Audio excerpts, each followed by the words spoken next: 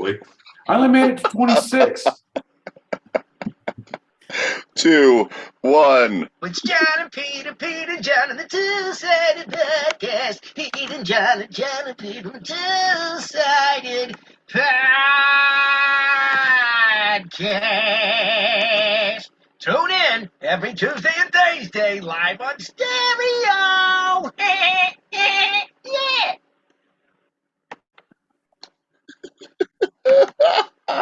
Oh, and another thing with Dave, brother, I love that guy. It was a great intro.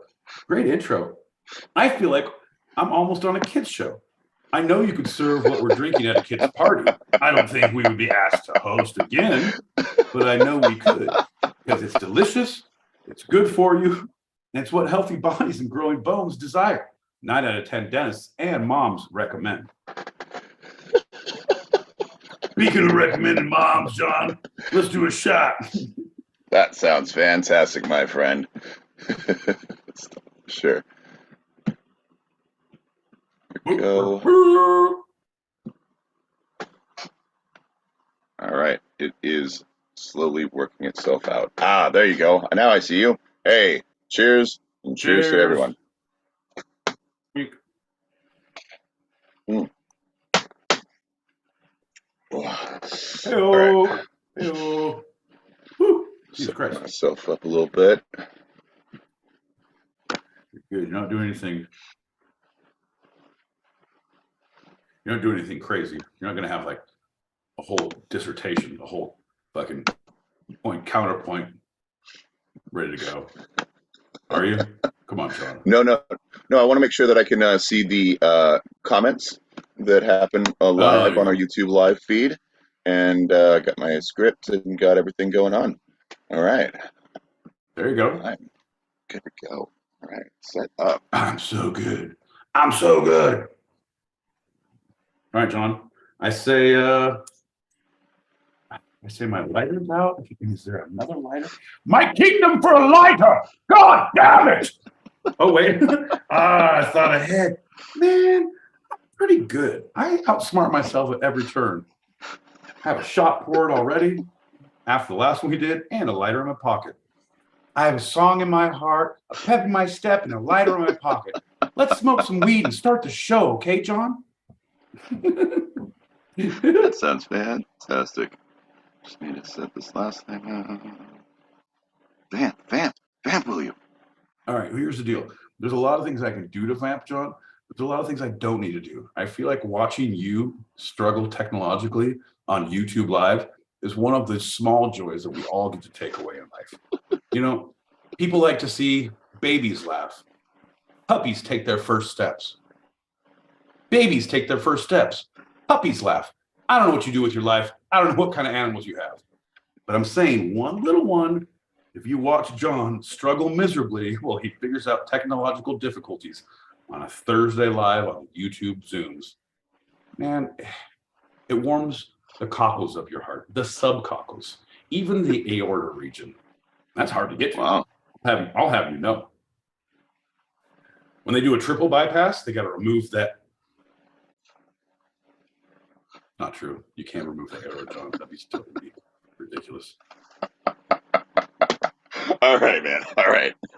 Let's okay. Enough of all this. Enough of all this. You're done vamping. No more vamping for you. Here's the deal. What I need from you is less vamping, more scripty. Read the prompts. Prompts. They're there for a reason. I say your name. You solemnly swear. Say your name. Say my name. When you're swearing in at court, yeah. John, I have a thing. I'm watching so much live court bullshit, and they always bailiff has the witness come in, put your hand on the Bible, raise your right hand. You swear to tell the truth, the whole truth, and nothing but the whole truth, so I hope you got. Ain't nothing but a thing, chicken wings, slapjack, my pajama. I always think of Airplane when they do the high five with the Bible. All right, hit me back. But I always think of the what would it be a big deal? I'm literally just an expert witness testifying on cell phone towers and how they read things. I cannot touch that document. Well, first off, it burns when I touch it, burns when I think about it, burns when I pee. All of those reasons lead me to believe I need to stay away from that book. Could you have me swear on something else? How about a stack of Playboys I found in my dad's closet when I was 15? I brought those. They're in the trunk. You guys want to see them? We're going to take a small recess and pass out the Playboys from 1989. Pac-10 girls are amazing, you guys. It's a shame none of the centerfolds actually fold out anymore. I'm telling you, man. Time changes all things, especially the construct of paper when it comes in contact with other things. John, I don't know where we're going. We're going off the rails here, buddy. We're going off the rails. All right, but you're ready. I'm gonna pop this bubble, and then I think you're ready to start the show. Word. I'm about to come. Hey, you Adrian. Hey, you. I wish people would get hobbies, man. I just really wish they would get hobbies. It's an amazing platform, but I just like, man, you have TV at home, right? Like, that's fun too. Like staring at the sun. Anything other than this stupid don't get me going, John. Okay, And what was it like? There was a thing that happened that suddenly the influx occurred. It was not just a gradual. This is no, it was like a thing. one night it was not this, and the next night it was this, and it's like we now have to look at the new normal. Like, oh, this is our. Well, I don't want to put any evil out in the world, but it was all good until Desert Fox and Foxy Lady said how bad it was, and then we said no, we'd never seen it. Literally the next time, like I feel like people are watching them. I'm just saying. I'm calling it like I see it. Shout out to the Foxes. Awesome soft radio, Cannabis Conundrum. And on that note, well, howdy.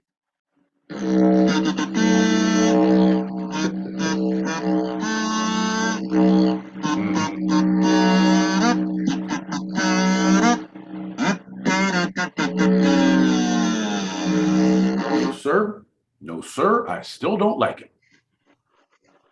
I'm John L. Peacock out in Brooklyn, New York. And I'm my boy Pete, and I still don't like it in Southern California. And you're listening to Two Sided, a live recorded podcast where each week I challenge Pete with a bit of the two sides of life, the serious and the fun. Yeah, the wrong and the right, John, the you and the me, the no and the yes, the maybe and should we, the ebb and the flow, the push and the pull, the burn and the ember, John. Come on, man. You know the rest. Come on, John, you know the words. Everybody now. Well, let's start this off right. A quick check-in. There, my boy Pete, how you feeling in one word?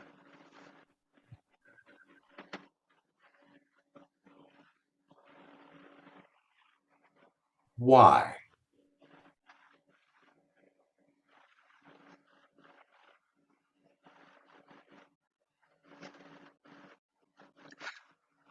So we get the homonym correct.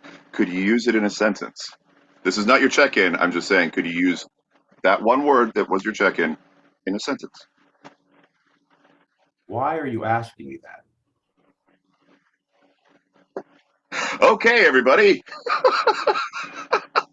That's going to lead us directly into our first lightning round. Get down! Sounds like Pete doesn't want to share about his daily life. Hey, lightning guy, you don't even have to fucking talk out of class here. Oh, Yeah, man. I'm just saying, because I'm talking about you said you were things.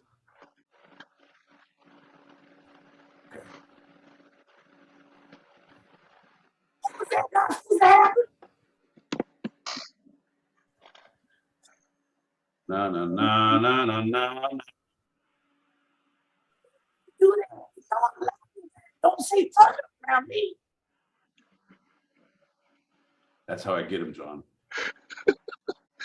The other elements. Thunder's better than you are. Get some Bye, lightning round. Fair enough, bro. It's hard to be a Foley artist in this bitch. Am I right?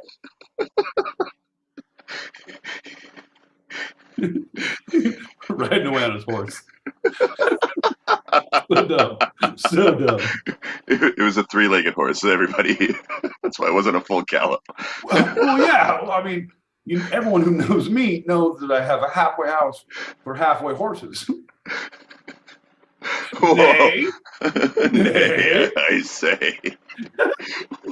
Well, anybody who's anybody also knows that the first lightning round of the episode is always a standard Q&A. My boy Pete, are you ready for the questions? Oh, John, I think we are past due from the time of being ready. We are overbaked from being ready. We are ready. Oh, this is a perfect first question. My boy Pete, what is your, quote, normal, unquote, day? What is your normal day? Well, John, I woke up quick at around noon. Just thought I had to be in Compton soon. I got to get drunk before the day begins, before my mother starts bitching about my friends. And that's pretty much how it goes until around 4:15, 5 o'clock. And then I do this podcast with John at 8 p.m. Pacific, 11 p.m. Eastern. No, but for reals, my day to day is woke up quick at about 5:30. Holy shit, is it still dark out? Yes, it is. Try to sober up from the night's festivities, from all the accoutrements you partook of the previous. Well, hard night of work doing the podcast. Oh, I'm telling you what, John. The only reason I can get away with this is I'm telling my liver it's a tax write-off at the end of the year. He said, I didn't see any money on this return. It's like, wait till next year. It's going to pay out in spades, baby. Also, you'll be in the black. We got to keep our voices down so he doesn't hear about that. But yeah, I'll definitely be in the black, at least in the grayish brown. Right. Also, your skin is a little yellow. That's jaundice. You should see my liver. It's black. We're making money. Up straight. You like what you heard? You can't believe what you've seen. All you YouTube fans out there, we are also on Patreon. You can link us at @2sided and help support that home cirrhosis test of the dialysis. I don't know. It's all too serious to talk about, John. We start talking about home dialysis, man, we have gone off the rails. Or we're hoping to get sponsorship. So check us out at 2sided pod, TWO sided pod, all one word. That's our Patreon, that's our Instagram, that's our Twitter, our website, 2sidedpod.com, and a lot of other fun things. Yeah, we also have our own branded line of medical grade catheters for small, medium, and large. You know who you are. And no, so not at all. Anyway, everyone, YouTube, thanks for watching. Thanks for listening. So after I wake up way too early, I go to work for 8 hours, and 8 to 10, usually 8, because I'm the first one out the door. Like, oh, is there an opening? You got to play better defense. You're going to keep me, this motherfucker. Last one in, first one out, like an investor. Exactly. Well, that's the whole thing. I try to go by the Steve Jobs School of Business, where you try to get the laziest guy to do the most complicated thing because he's going to find the easiest way to do it, the quickest, that's still efficient. That's me, man. Everything in my world is rounded. There's no corners. I don't cut corners because I don't believe in corners. They don't exist in my world. The earth is flat, bro. Right. They don't exist in any world. Quarters are a round Earth kind of thing. No. Yeah, come on, man. Crazy talk over here. Then come home, drink till I can't feel feelings, and catch up on the latest, greatest shows and movies until we do podcasts, and then play video games or that, either one. But bro, I'm anyone out there? I'm almost caught up totally with Snowfall. It's on Hulu. God damn, watch it. Fucking watch it. It's about how crack cocaine got introduced to the United States through the CIA for the Sandinista funding army in South America. We're trying to overthrow the government. It's all based on true facts. And it's just like, here's this brilliant take on it. And it's a good period piece because it's very 80s. 80s fucking LA. Like, bro. Right. I remember that shit. I remember the big fuck off Cadillacs and the hair. Bro. And the music scene. So good. Yeah. So good. So you have not finished this question, my boy Pete. After I do the show, John, if you let me finish, you keep interrupting me, John. I feel like you'd learn by now, John. After I finish the podcast, after I finish the day, I have myself a nice warm glass of milk.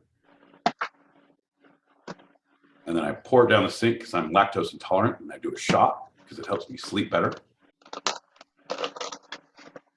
I curl up in bed in a hoodie, like goddamn Belichick going to a game. I don't know why, but I feel better when I can pull it over my eyes. I don't like sleep masks because I don't like things on the back of my, like, grabbing my head. Because then if it slides down, it gets my throat. Then I'm going to start biting. Oof. Horrible. That's how you have cobra death dreams. So a nice hoodie. Worst case scenario. You're coaching Tom Brady. Worst case scenario.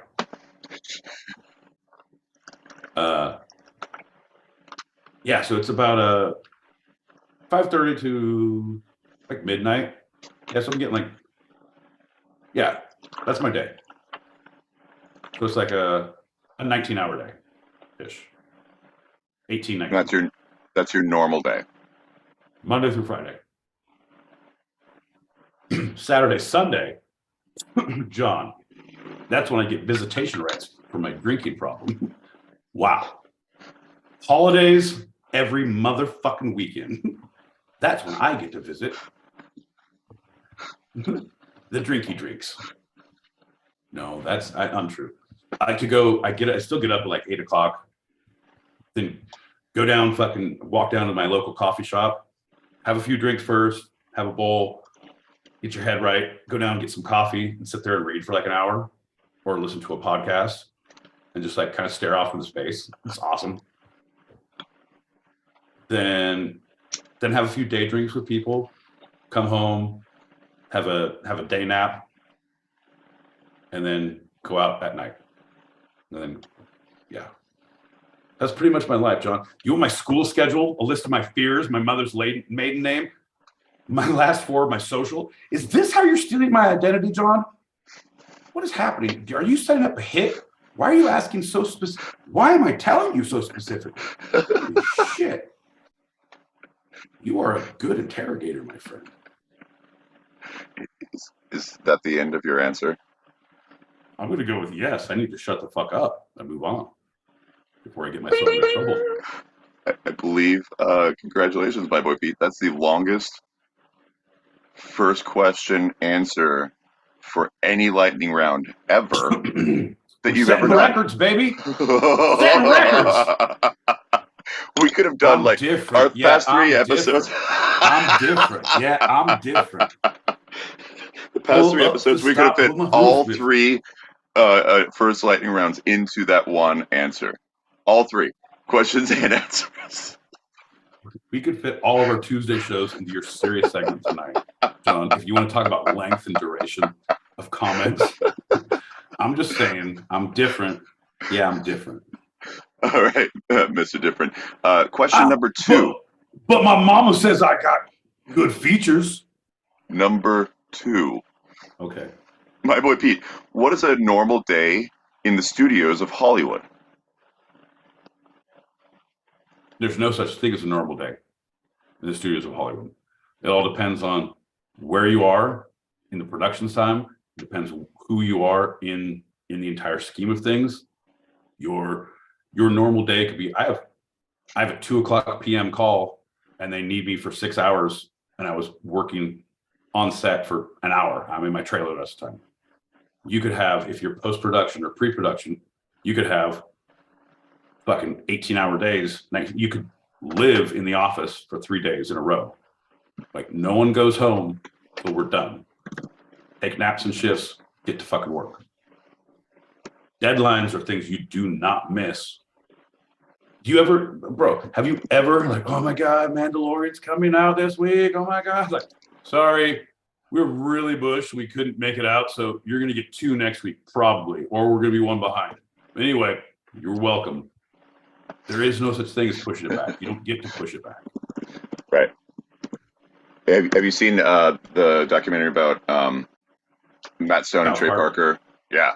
Every single week from start, from coming up with the idea to it being on air 1 week later.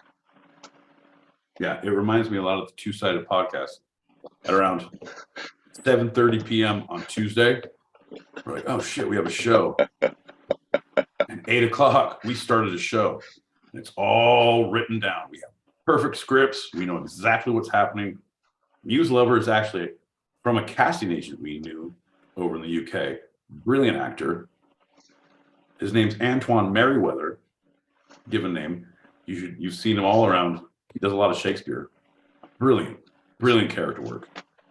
Julie Prunes is a casting director, but she said, I'm perfect for this part, and I can't find anyone else who wants to work with you cunts. Oh, by the way, is this one for your mom? Oh, by the way, that was a British term, John. You can fuck right off. No, it's not. Next question. What is a normal day of the politicians of Washington, D.C.? Harumph, harumph, harumph, harumph. Harumph, harumph. I didn't get a harumph out of you. Harumph! You better watch your ass. About an hour and a half. And then you go to lunch. Bullshit, John. It's active bullshit. You don't even have to be there for the votes. You can be absent. You don't have to be there. There's no rule that the one thing you're elected to do that you don't have to do. It's ridiculous. If I got hired for a job and they said, all right, you have this job for 2 years or 4 years, it just, you actively have this job for 2 years, let's just say. Yeah. We can't get rid of you unless you like come to work without a shirt on or like punch someone in the office. No, both of those you probably still stay in. Like you have to die or get convicted. I don't know. Don't get me started in Tennessee, bro. Don't even get me started in Tennessee. No. So I'm just saying at that, I would get hired and I would never work. I would not be there. Like I'd be looking for another job. I got 2 years to find another fucking job. You guys, do you understand? And I get a per diem to have lunch while I'm job hunting. This is great.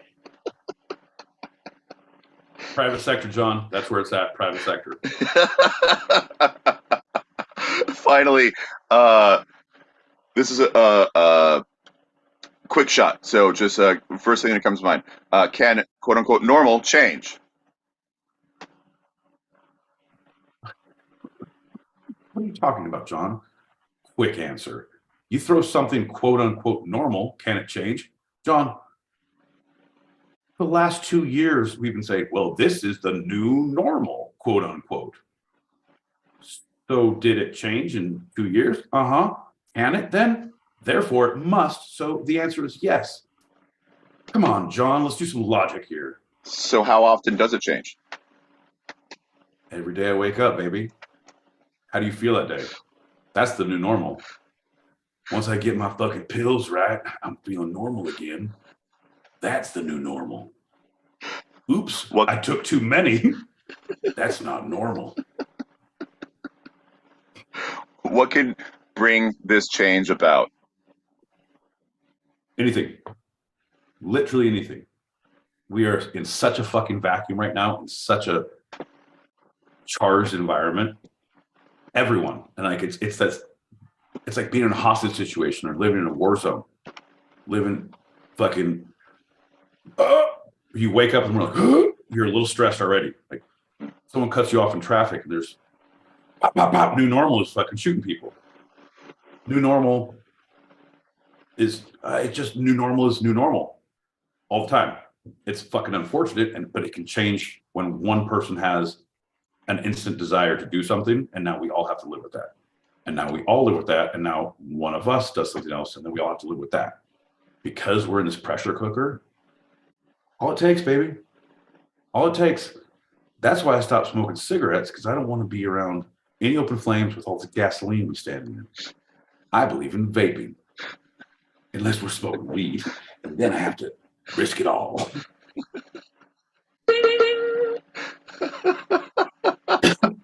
I just had to give you that because, wow, that was a long one. That was a long one. All right, that concludes our lightning round, ladies and gentlemen. You do not get to fucking yell at the length of things for, no, man. Especially on Thursdays, you don't get to fucking yell about time. And if you do, I want you to know I'm yelling about time later. If you brought on yourself. Let's hit these messages and get into our first segment. Giddy up. Listeners, Spondy's delicious. And shout out to the illustrious panel, John L. Peacock Esquire, my boy Pete. Disturbingly lucid, yet I accept you nonetheless. That's my as man. You were. That's my man. That's my man. He comes and accepts us as we are. Say he's like the Jesus for us, where he's like, come sit at my feet, you undrunken bastards. If you want, got some water, we could turn this motherfucker into wine. And I say yes. So I have a shot ready. Dub, this one's for you. I'm going to play your next message, buddy. Glad you're here, man. Bing, bing, bing. Anyone who's watching, you can click that link above us and go to our YouTube show and see our goddamn faces. Manuel Noriega, Freeway Rick Ross, into a little state called Arkansas, Slick Willie, George W, so on and so forth. See, I'm telling you, he gets it. Communism, man, fucked us all up. Our fear of communism fucked us all up. I would say communism is the problem. It's just like saying, oh, women are the devil. But no, it was just because I was married to a devil. But blame where blame is due. You did it to yourself, Pete. You did it to yourself.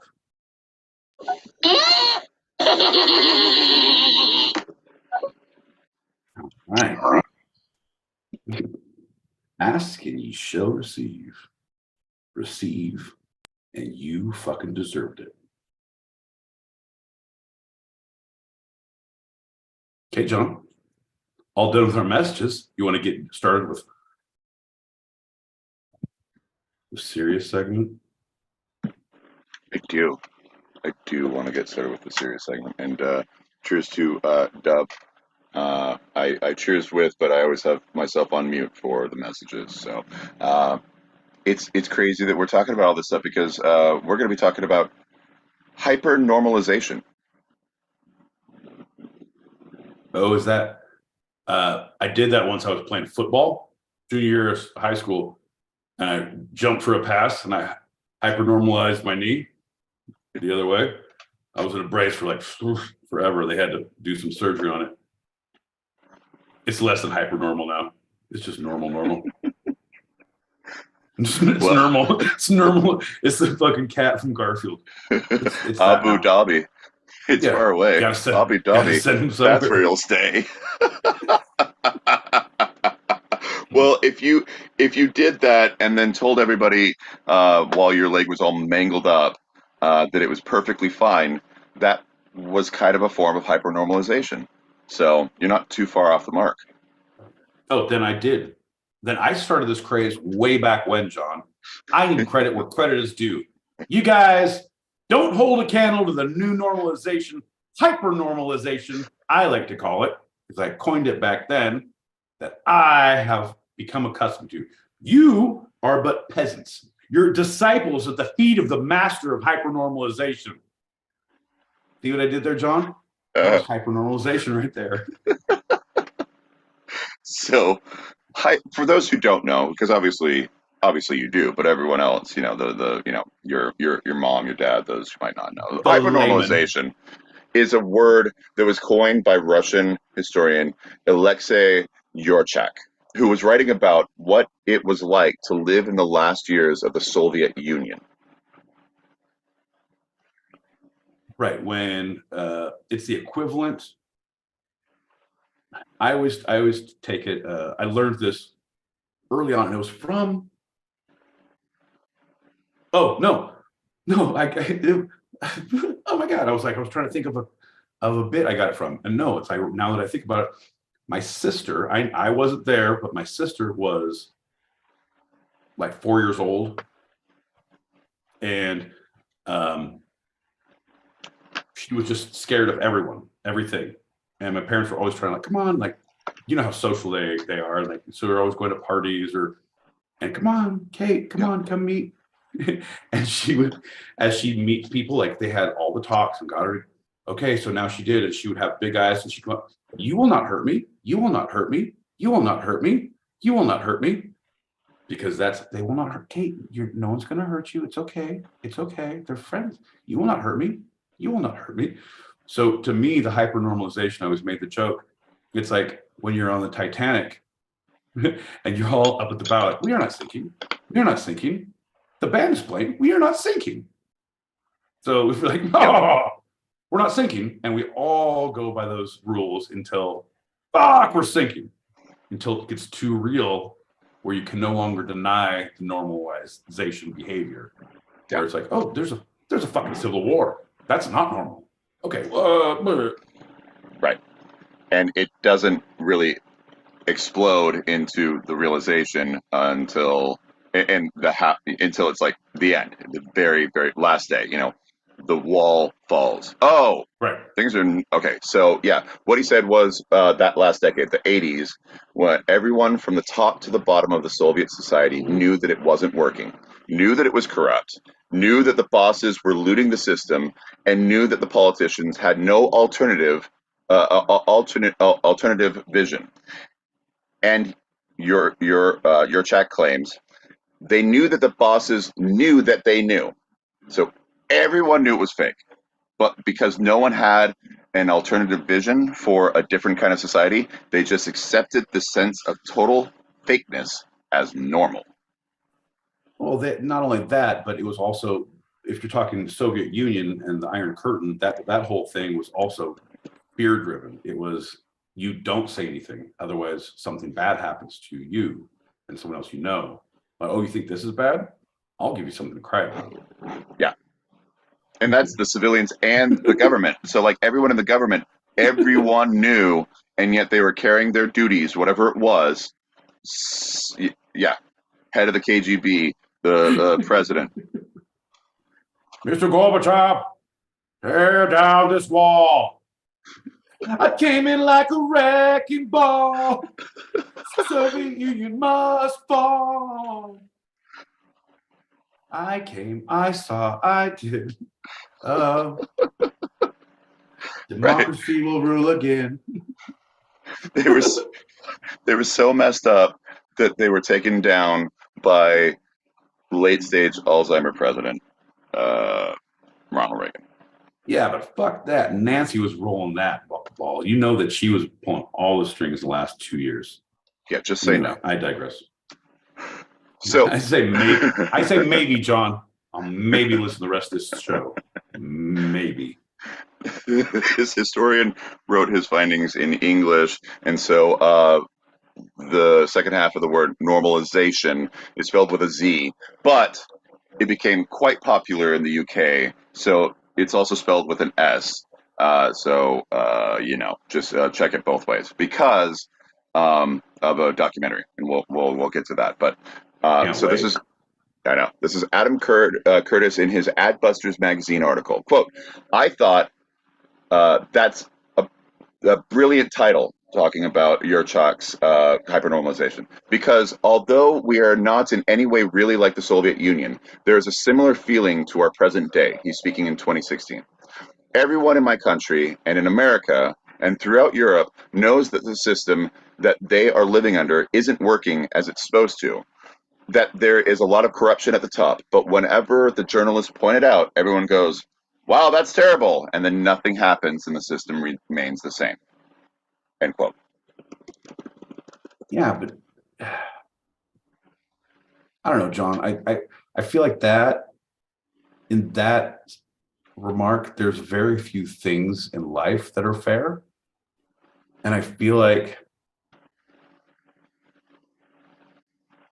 yeah, it is. It's like saying our police force doesn't work and cops are bad. And yeah, they are. But all of them? No, I know some good ones. I know some great ones, right? Some real good ones. I know, like.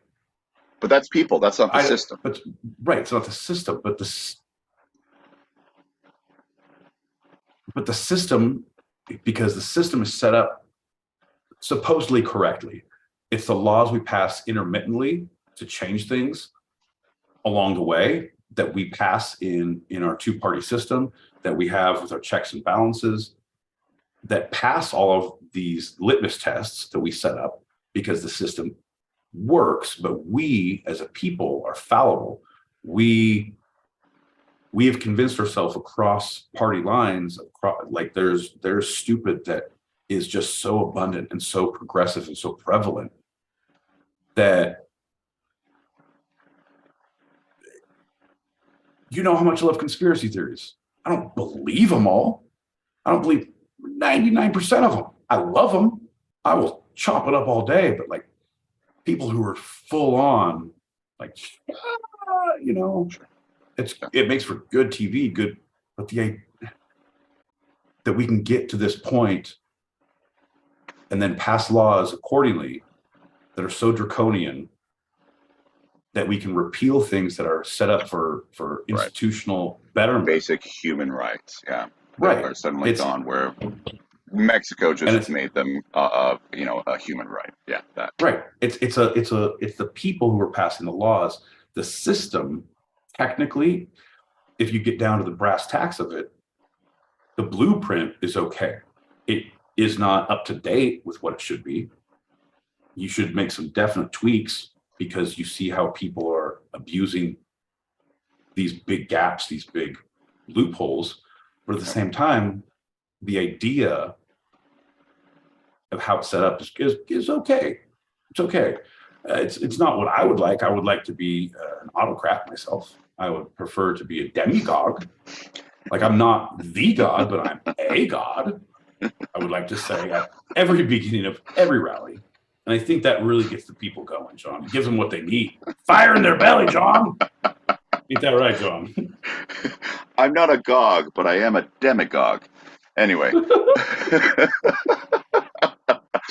So going back to Alexei Yurchak, his 2005 book, when he coined this phrase, quote, everything was forever until it was no more. The Last Soviet Generation. That was the name of the book. Argues that the final days of Russian communism, the Soviet system, had been so successful at propagandizing itself, at restricting the consideration of possible alternatives, that no one within Russian society, be they politicians or journalists, academics, citizens, could conceive of anything but the status quo until it was far too late to avoid the collapse of the old order. It was unsustainable. It was obvious to anyone waiting in line for bread or gasoline, anyone fighting in Afghanistan, or working in the halls of the Kremlin. But in official public life, such thoughts were unexpressed. The end of the Soviet Union was, among Russians, both unsurprising and unforeseen. This is where Yurchak coined the term hypernormalization.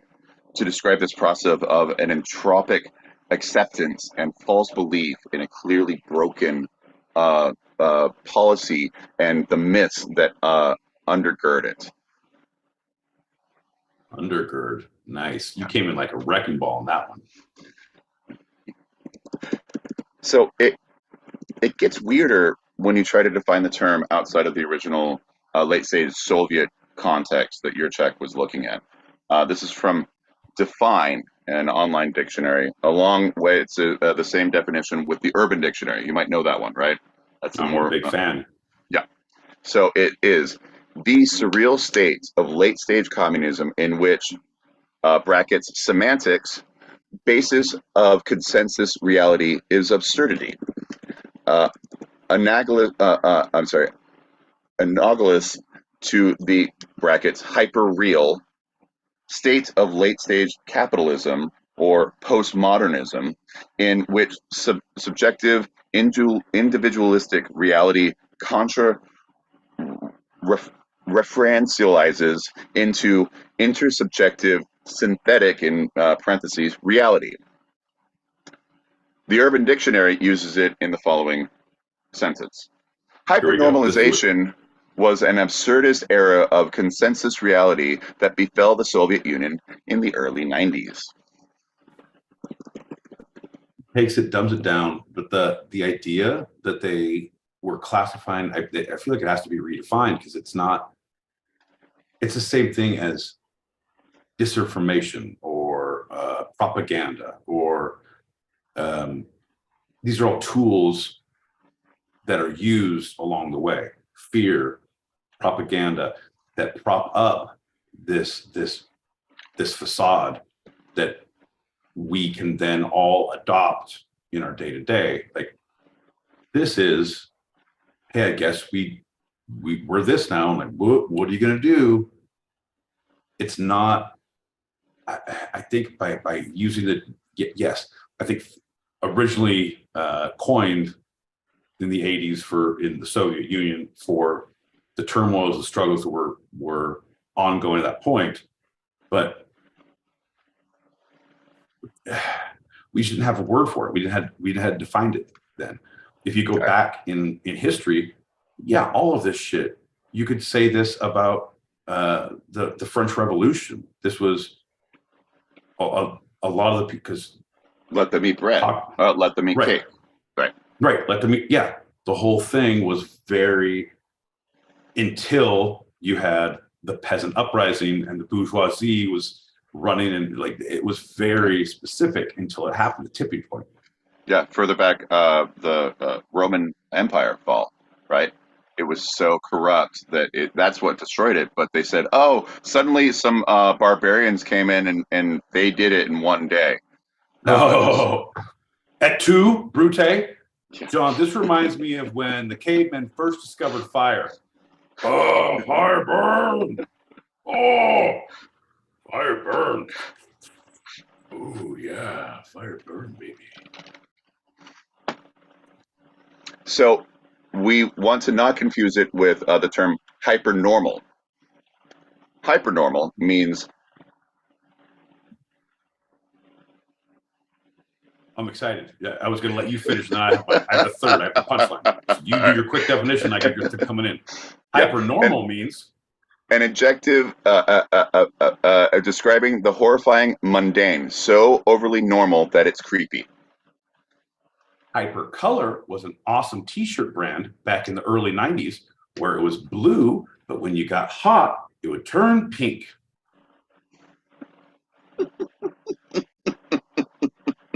I don't know if you know that. That's pretty. A mood ring shirt? Yeah, you were too young to know it, bro. I was just at the end precipice. My sister had one, her friends, and I got one for my birthday or Christmas once. But my parents couldn't buy me clothes because I was a fat kid. It was like, it's too little. It fits you this way, like your belly hangs out. Like you have to wear a. But I could wear that shit into high school because then I was like, oh yeah. But it was light blue. It was like fucking baby blue. And when you got hot or when you breathed on it, it would turn pink. So it was like, or there was like green and orange, like your tie-dye shit. It would turn that color automatically.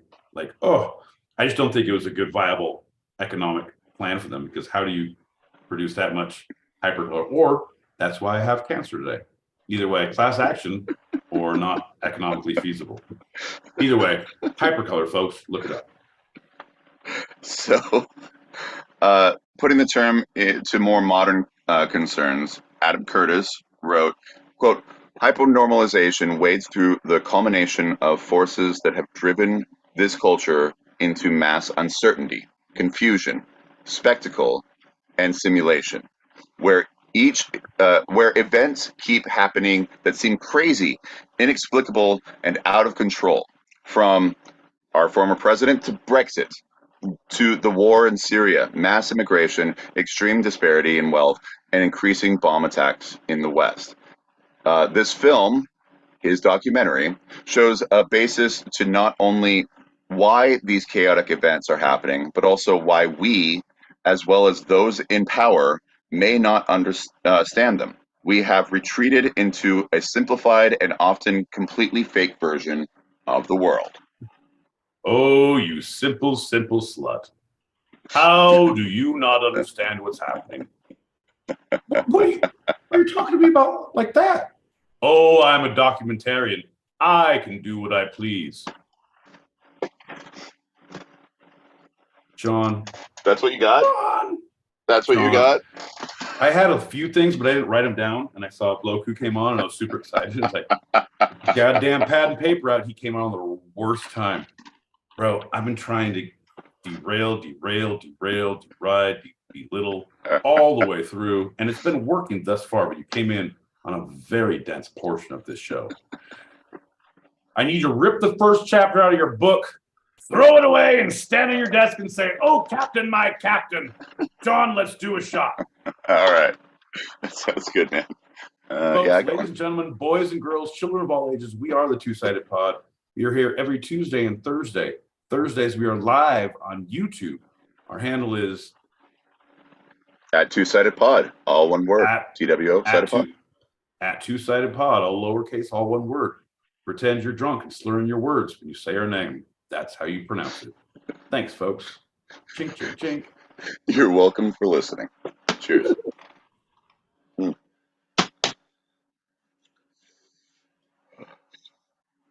Oh, yeah. Ew. Ew.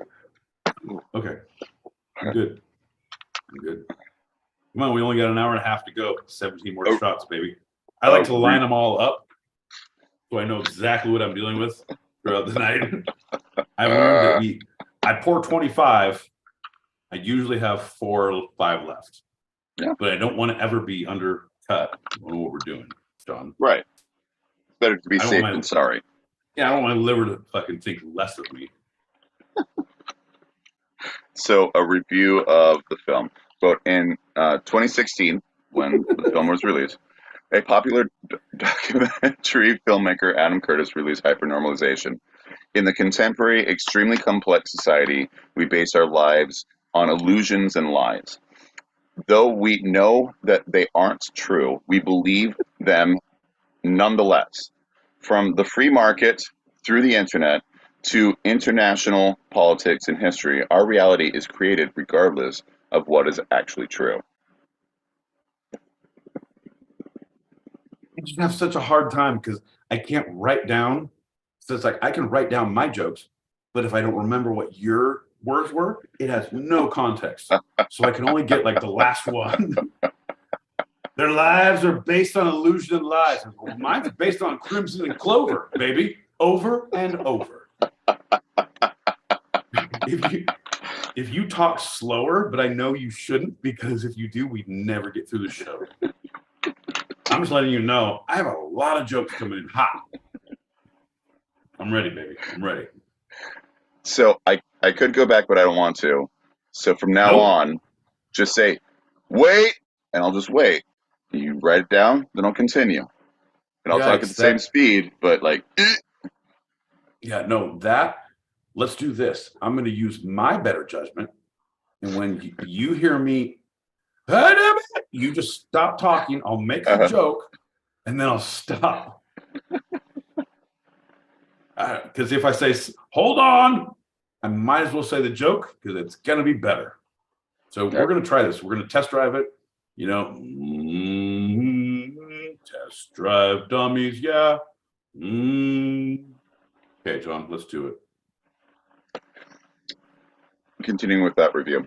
And I've skipped some because, you know, this is going long. Today. What? Is it going long?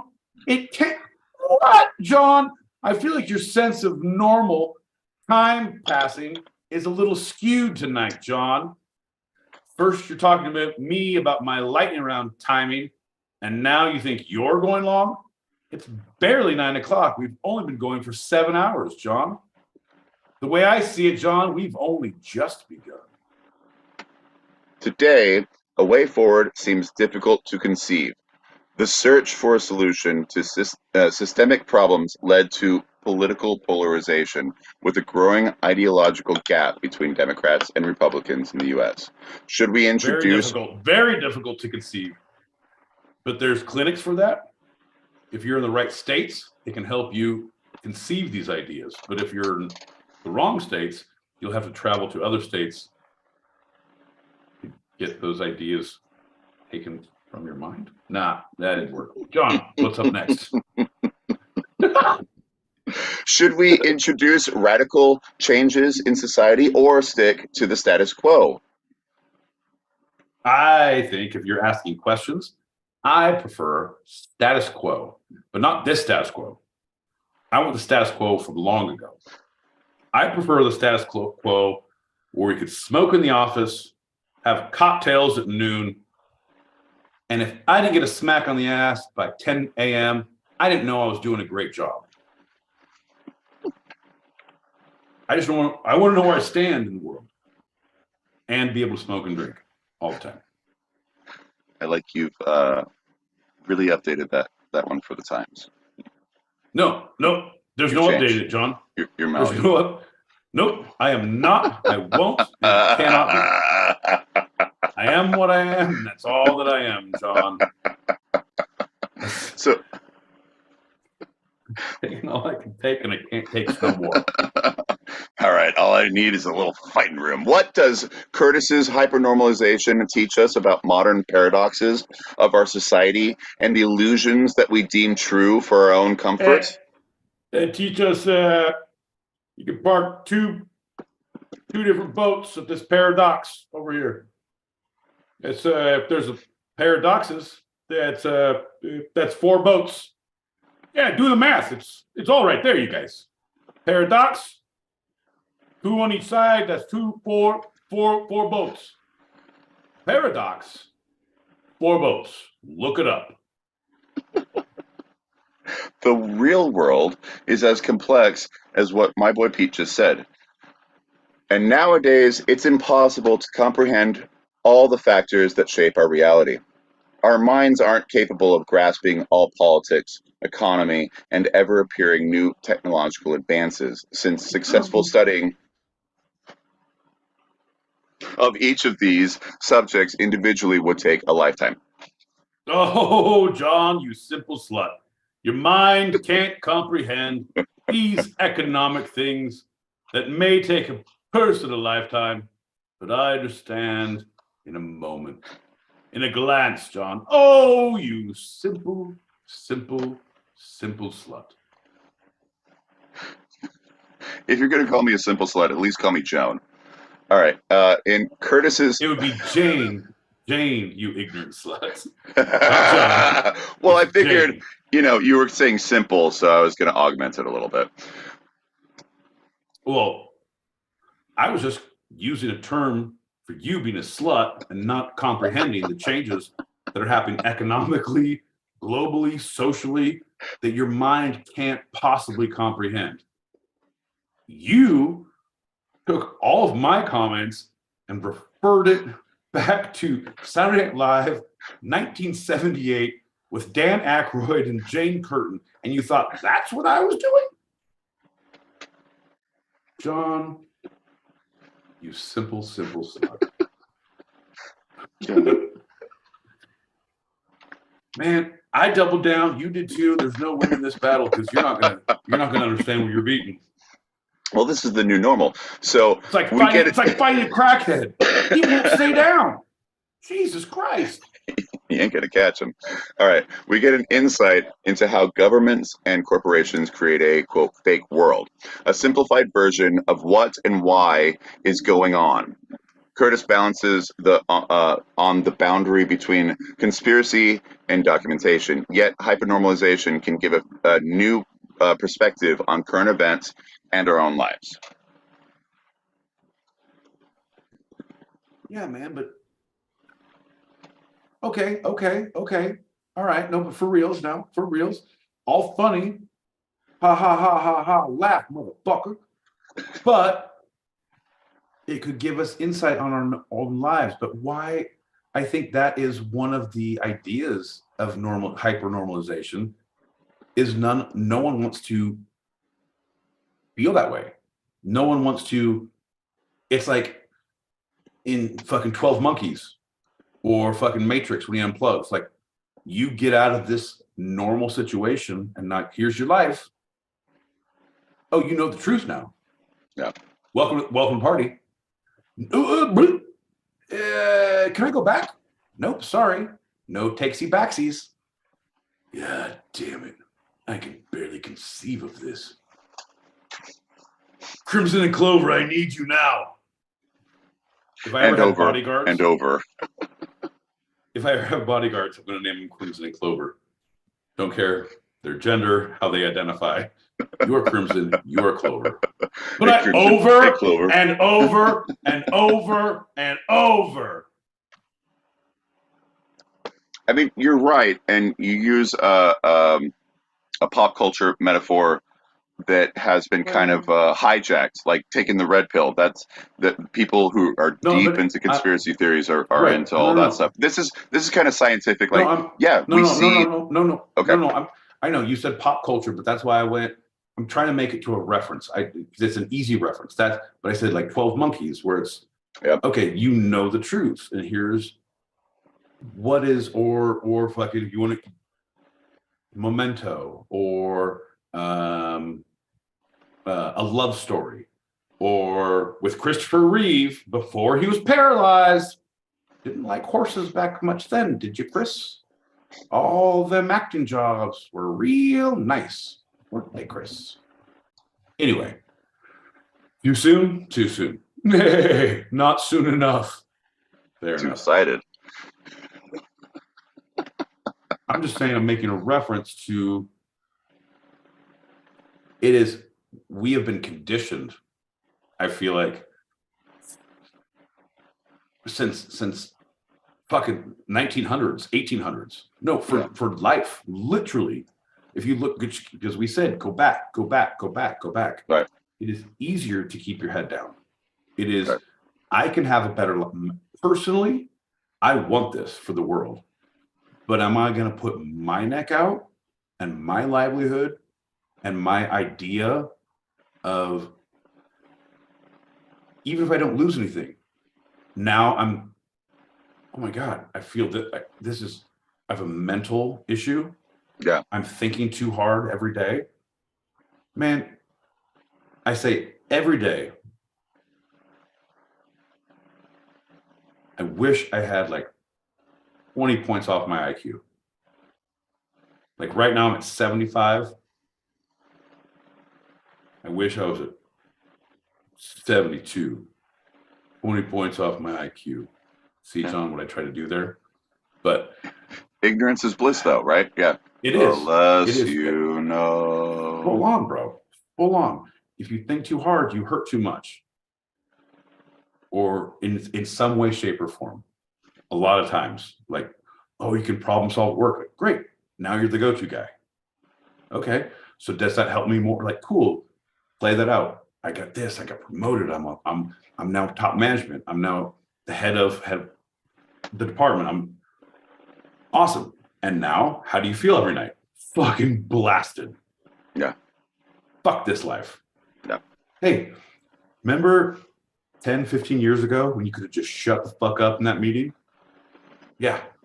I'm the ghost of Christmas past You are sorry you didn't listen to me. You said we should have called off and just smoked weed that day. Call of Duty had come out with a new release. Man, hospitals are bullshit. You don't want to go to that motherfucker anyway. So going back to the quote, or the article. I feel like you should give us a link of the article. We're reading this PowerPoint right now. All right, back to the article. Let's finish the article, John. All right. Are you gonna, can you go ahead and describe the pictures? Describe the pictures that were in the article. There's one of him with his hand up and he looks really happy. And there's one of him and he's sitting with his hands like a church steeple on his chin, so you know he's smart and contemplating. There's another one where he's holding his book like, hey, I wrote a book. I'm also Russian. I'm just doing the accent in American because I don't want to be offending anyone. Anyway, John, is there any more pictures you want to talk about? Jesus, man. No, the source and the goal of the manipulation by all these sources that were talked about, I'm just gonna sum it up, is you said that, to create bewilderment and just have everybody kind of confused and not sure, and all the new things with the we have your data and that's normal and then this and this, but we hate TikTok doing it and all this. We're like, okay, that seems like a thing. And it's just kind of not a thing, but it is a thing, right? So we are just going along. Bro, yes and no, because there's things that there's definite things you're going to pay a price if you want the technological advances we're having. If you want the ability to have, I want to be able to call my house and say, turn the oven on and the lights and the heater. Motherfucker, you called your house. Be a human. Call your dog because you got him a phone and he can do the oven and the lights. All right? Why do you even have a phone for your dog if he's not going to do work? Man. John, you get it. I'm just saying it's a whole thing. It's a slippery slope. There's a certain amount you have to give up if you want these things. But they see the in, and I'm like, well, they give him an inch, we're going to swim all over him. They say, as Sebastian did to King Triton in Little Mermaid, all in '93. That was a cutout scene. That was a deleted scene. No, he said, you know what I say, Captain? Give him an inch, they'll swim all over you. Life up there is better than anything they got up there. Down here, the new normal is super high risk. I can't even know. All right, I'll end on this quote because it sums a lot of it up. The irony of this feedback is that it is fueled. All right, sorry, you tripped me up. I'm gonna go ahead and sum it up. I'm gonna read your last paragraph for you. The irony of this feedback is that it is so philosophical yet so stupid in its nature. No. Okay, I got what was going on. There's an extra word in there. The irony of this feedback is that it fuels prejudice and is fueled by anger. The more angry users are, the more extreme their emotional states, and the more they click, and the more money rolls into Twitter and Facebook and the rest. And so just like it's a self-perpetuating truth. It's based on this and it causes this. So therefore there's more of that fuels that creates that. It's the reverse, John, of getting to be a member of SAG. You can only be a member of SAG if you have a speaking part in a TV or movie. You can only become a member of SAG if you had a speaking part in a TV or movie. John, I can't tell you how many times that I ended up on I digress. I signed an NDA at that whole Weinstein thing. John, tell me more about how it perpetuates itself. Well, to wrap all this up, when asked what is the answer to ending or changing this cycle, this destructive cycle, quote, There has to be a new political vision that takes account of these forces, Curtis says.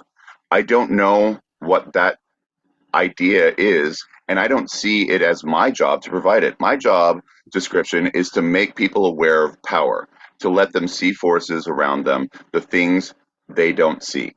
And that's it. He's not trying to. So he teamed up with BBC, or the BBC I commissioned him for raised this. my hand. Do you not see me?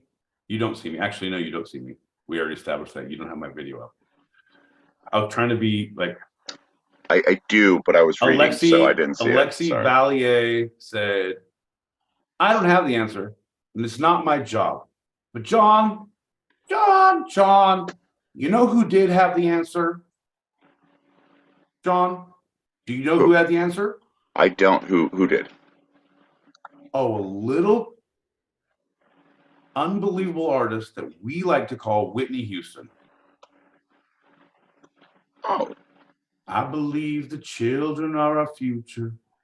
Teach them well and let them lead the way. Come on, John. If we give them hypernormalization now, what the fuck will they become? To make it easier to do some TikToks. I decided long ago never to walk in normalized shadows. If I'm a Soviet, if my wall falls, John, I can't go on like this trying to save this show. Whitney Houston, new normalization songs.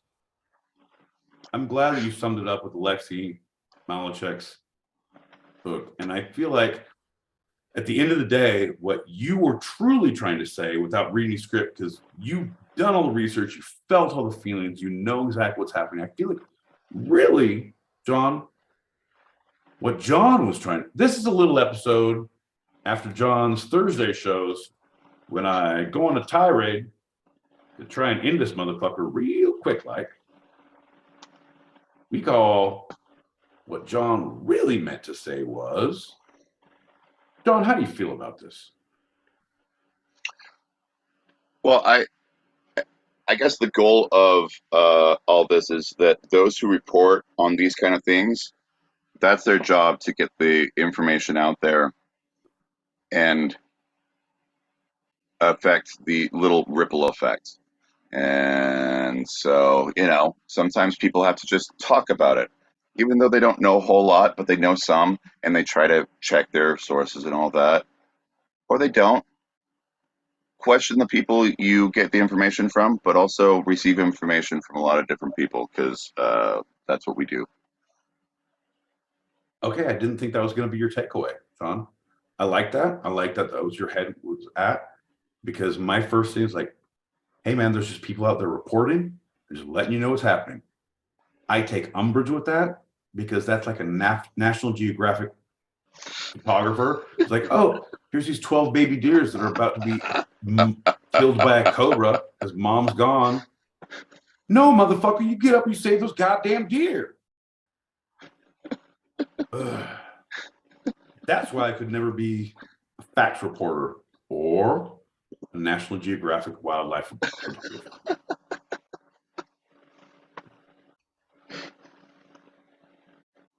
So that's it. That's hypernormalization. Crazy Isn't little it? thing I recently came into contact with, and I had fun researching that one. Crazy little thing I came into contact with. And that means you watched the documentary because someone turned you onto it and you talked about it in a bar. I'm letting you know, bro, you've come into contact with it years before you watched the documentary. Have you learned nothing from the tenure of our friendship? Do my words fall on deaf ears, John? Apparently, because you're not taking any of the new normalization I'm trying to put on you. No, the fun thing is, it's the term that I recently came into contact with, and I didn't watch the documentary. I want to. I'm probably going to, but I haven't yet. I really did. Yeah, it's the term. And you heard it at a bar. The term all, yeah, totally. And the term all, no, yeah, my bar. Yeah. And the term all went to the documentary. I was like, well, screw the documentary. So I tried to get other sources, but because the term was really made known through the documentary. The researcher, that historian in 2005, he was just like, I'm a researcher. That's what I do. It was hidden Man, away, and this, nope, John, but the you're term doing too itself much. is amazing. Nope, John. Okay, 100%. It's just like saying, oh my God, the term skeet, motherfucker, skeet. To the window, to the walls, to the sweat fall down my balls. Skeet, motherfucker. And it was not a banned term because it was unbeknownst that we knew what it was. It was just a word new made up for it. Right. So I'm saying previously, the hypernormalization is just a fucking fancy way of saying disinformation. It's a fancy way of saying propaganda. They're different variations of the word. They have a different nuance. Right. It's And the just like nuance saying, is more it's societal. like saying, right. It's like, no, it's not society. It's because that is propaganda. You can convince a whole entire society to believe a falsehood. You can have small groups of underground, and because just like you said in the Soviet Union, no one talked about it in public, but there was dissent in how, like, small groups, there was different clusters of people. Same way there would be. So I'm saying, it's always been there, bro. Right. Your realization that they coined a term because of a documentary that it was only in the 80s. No, motherfucker. This is something that has existed that they used a new term for. Someone decided, like, this is a, whatchamacallit, thingamabobs, you want 20? But who cares? No big deal. Hypernormal. Right. I would say you're very correct. My thought is that propaganda is just a form, is a cog in the entire system of hypernormalization. It helps to perpetuate it. This disinformation propaganda is right, and so they're slightly different, right? It is. That's what I said. There's variations. Some are tools, some are things. But the hypernormalization where you use propaganda to instill a belief on a people that is untrue. Right. That belief that is instilled, the effect that is the cause from the propaganda, that effect has been around for hundreds of years, if not thousands. Hey, we make them think that we're fucking dead people. We burn a lot of pyres all along. Even though there's 100 of us, we burn 1,000 pyres and look like we have campfires. That's propaganda. It instills a fear in the community that we're surrounded. It instills a fear behind these walls that everyone thinks it's like, but no. Put up your stiff upper lip. No, we're not. We're not fucked. We're not fucked. If you question the authority, you're in trouble. So there's also that authoritative. It's the same thing that's been around for thousands of years, hundreds of years, Sean. Sure. Even tens of years. All right, take that. Even ones of years. Right. Even last month, John. I'm just saying. Right. Take those days and reverse them the other way. I'm just saying lengths of time. It's a term that has been coined totally for, just like skeet. It became, holy shit, I've never heard this. Great. Until it was then banned from the radio because they understood what it meant. Like, holy shit. Just like the hypernormalization will eventually be. Yeah. No, but hey, you're right. It is something that's been around forever and is relevant in so many different ways. But that term, Thank you. We're talking about a verbal term. Okay. Yeah. So naming your emotions, right? Like, let's just go off on a slight tangent. Naming your emotions helps you to identify and understand, and then get through those emotions. So naming a term like, oh, right, that's that thing, right? I didn't have a name for it before. It was that thing. Naming your emotions. I'm pissed, I'm sad, I'm happy, I'm horny, I'm hungry, I'm thirsty, I'm a little chafed. I think I have a crick in my neck. All of those things have names. Like, this is Steve. He comes when I'm angry. It came from the fucking DreamWorks movie where anger and all the people, John, no, it does not help if you give them names. They are emotions and they cause a feeling. Okay, let's go away from that. Let's not go any further, because all you're saying, yeah, just admit that you came up with you heard about a new name for a thing that existed for 1,000 years and you got excited about it. Just thank you. Let me play some messages. Jesus Christ.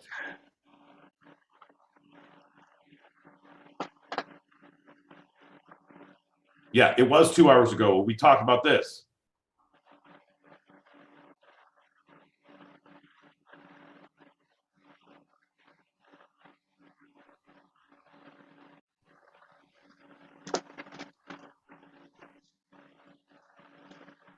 Yep. Right.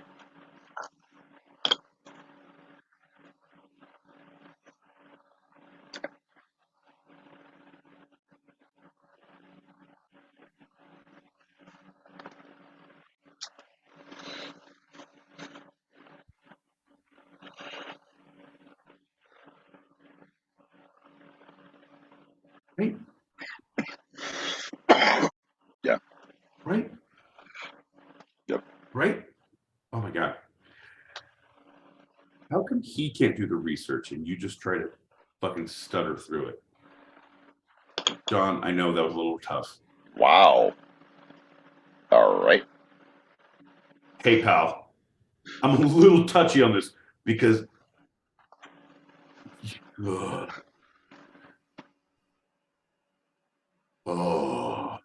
You think I'm more stuck than I am. I don't know. Yes. Understand that. Like, yes. I get yes. it. That it's a general. Okay. Yes. Cool. Yes. Now that I had to fucking pin you down, yes or no, because your retort and I had the same motherfucking argument with someone close in my life who I'm related to. Let me guess. Mm-hmm. Yeah. It was like, it's a fucking yes or no question. Mm-hmm. I don't have it. How'd she go with that? I don't know if she identifies as she. Okay. Continue. I'm just saying, Jesus Christ, I don't have time or patience for this anymore, because I deal with this Tuesdays, Thursdays, 8 p.m. Pacific, 11 p.m. Eastern, where this motherfucker says in a normal way, like, yeah, I'm wrong. Hey, John, that's not right. You said this, this, and this, but this. Well, what you need to understand, it's always there's a never. You're right. There's a never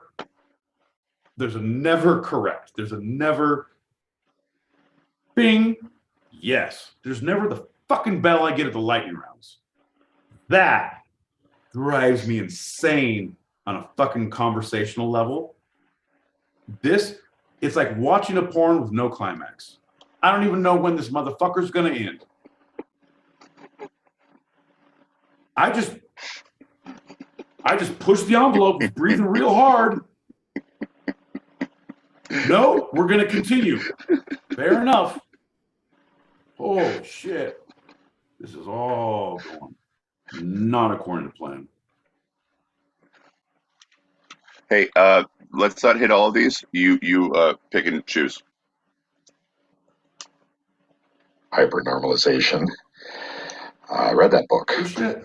Everything was forever until it was no more. The last Soviet generation. Oh yeah. Takes a while for an empire to implode, but we're there. Bro, 100%. Speaking of empires imploding, Two-Sided Pod celebrated their 2-year anniversary on April 1st. We're about to goddamn implode, or implode to the next level. I don't know how that works, Sean. I've been watching Quantum Leap, the new version. I feel like that could be a thing. Walk through the 4-step framework, shall we? Yes. Number 1, demoralization. Yep. Number 2, destabilization. Yep. Number 3, crisis. Yep. 4, normalization. Yep. And by the looks of things, we are right deep into the normalization of the chaos. 100%, bro. Like 100%.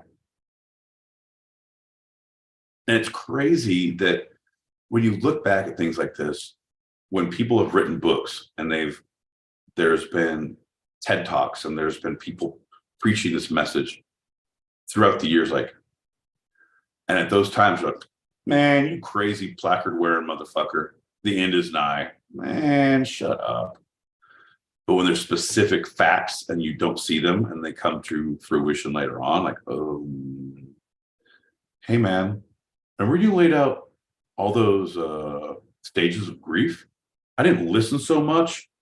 I stopped at denial because I wasn't hearing that.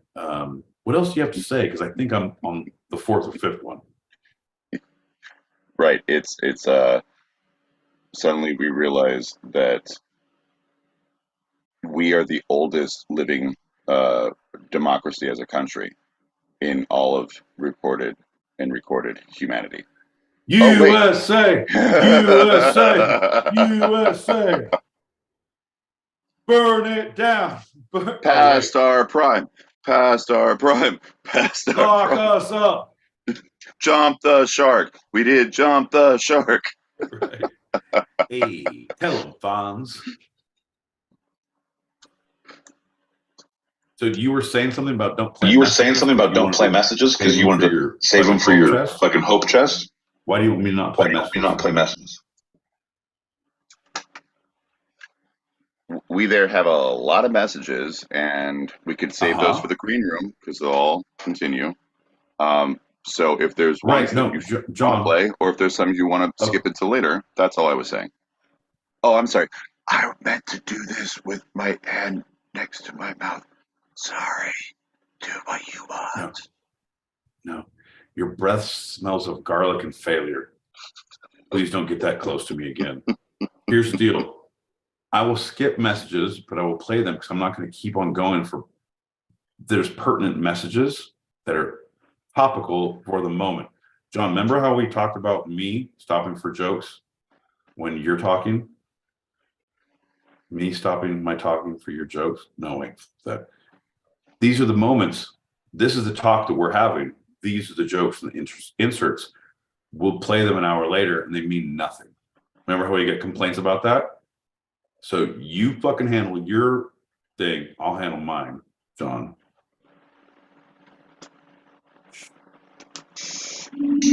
First of all, had a subscription to Adbusters for years. Number 2, subvert the dominant paradigm from within, slowly, patiently, methodically. I'm saying that's how you win. That's how you win. It's all a mind game. It's a numbers game, man. That's all it is. I hope you lovely gentlemen are fine. Yeah, I'm not gonna lie to you. I was like hanging my ass asleep. But I woke up and now I'm here. Aren't we all lucky? Yes. Bing, bing, bing, bing, bing. So glad we'll catch all the messages. I will play all of them, I promise you. So glad you're here, mate. So fucking glad you're here. Status quo or quid pro quo? No. Ho ho ho. Santa Claus, I'm black. Status quo, quid pro quo, let me know, ho ho ho. So, although I must go see a small show, I do have to know the quid pro quo is quite a no-go. If it does go, someone may blow, and that would be a no-no, according to our show. And I am Santa Claus. I'm not black. I've been waiting to show her.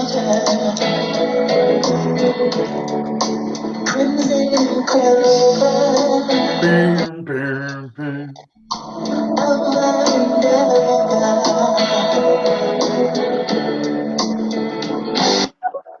Is that a live? That's a live version. That's a different version. That's a my man Dub coming through at a pinch, bro. I want to use. I'm letting you know. I will be on a game show at some point where I have to phone a friend or fucking make a hostage call, and you're going to be the number I'm going to dial. What was the band in 1972? They played at the hostage crisis in 1981 at the local Target in Stockton, California. Yeah. I'd like to phone a friend. You can phone a hostage. Either way, I'm calling my boy Dub. Well, you say about the truth, but if I knew this is what the truth is, I'd have said, take that red pill and you can shove it straight up your ass. Right? It's better. Ignorance is bliss. Hence the two-sided show. We are the two sides, John likes to say. We are the two-sided show. Our handle is ooh, yummy, yummy, two-sideds. All one word, all lowercase. Ain't that right, John? He hates it when they get the name wrong, but sounds good now, don't it, Johnny?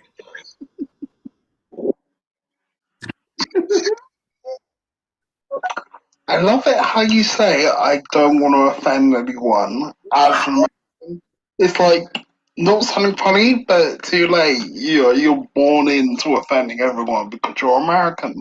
So for that reason, you might as well just go into the skid. Don't try and turn out the skid. Go into the skid. You're gonna try and be Russian. Try to be a Russian. Yeah, I see that was a bad Russian. But I'm just saying, just go into the skid. Give us a Russian. Come on. Listen, here's Mother Russia, we all stand in bread line, but other times bread lines stand in us. John, listen. Here, Johan, come to me. John, listen. It's very hard times here. It's been hard time in Siberia. All cattle have died. Squeaky toys no longer squeak. What I will need from you is what you can call new normalization. You call hyper, I call new. Listen, tell everyone out there, this is fun. We have good times. It's no problem. Yeah, very good. Hold on. I don't normally pop in for the messages, but I had to pop in for this one. So, from the UK, from where the sun never set on the British Empire, land of that, and saying that we Americans are the ones. I mean, yeah, what is this, the pot and the kettle going on? They're calling us kitchenware, John? You think I'm a plate? You're a saucer? I don't know, man. I don't have many in my house, and I don't want to have more because I don't like doing dishes. And I think that's what colonialism was about. Am I wrong? Fight me. The other one that gets me is this is all recorded, and you say, "Oh, I don't want to offend anyone." Really? I'm laughing too much. You don't want to offend anyone. Here's the deal. Apparently, you don't know my production engineer, my sound design artist, my sound effects specialist, and my editor, John L. Peacock. Man of 17 titles, none of the talents. No, he has them all. He refuses to do them. I know for a fact, he does not edit shit out. Anytime that even the first things, we would be like, oh, we can edit that in post. 3, 2, 1. So we have the sound pop. I promise you, the first 3 shows, he went to his thing to see if he could see sound pops. Didn't have that ability. Decided that, it's good. And just uploaded the whole thing. So you get one take at this bad boy before you get canceled. I saw how it got Bill Cosby. I ain't going down like that, motherfucker. Not without a fight. When you say BBC, do you mean the British Broadcasting Corporation or do you mean Big Black Cock? Because I'm not going to lie to you, over the last week, I've been involved in both. I wish I could say that it's my Big Black Cock, but I'd be a lie. All right, here's the deal. I heard you had an injury and were taking medication that you shouldn't operate any heavy machinery. So don't be around any BBC operators or BBC operators. All right? All right. Go on your way.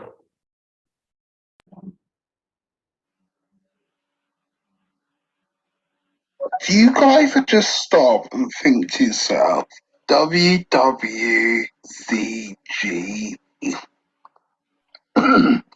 What does that mean? What would that Galifianakis do? Just spell out. What would he do? What would that Galifianakis do? Bro, like, seriously? Zach Galifianakis is one of those comedians where it's like when there's certain actors who can get into a character, and there's certain actors who just kind of like live the character, and that's their go-to when they meet people. And it's like, this is what I'm known for.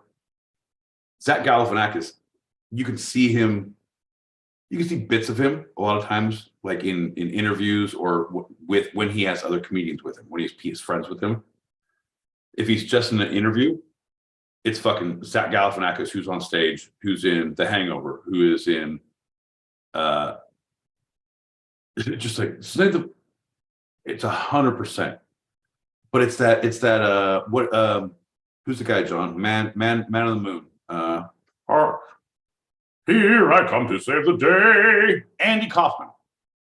It's the same guy where he is just, the bit is because I am the bit.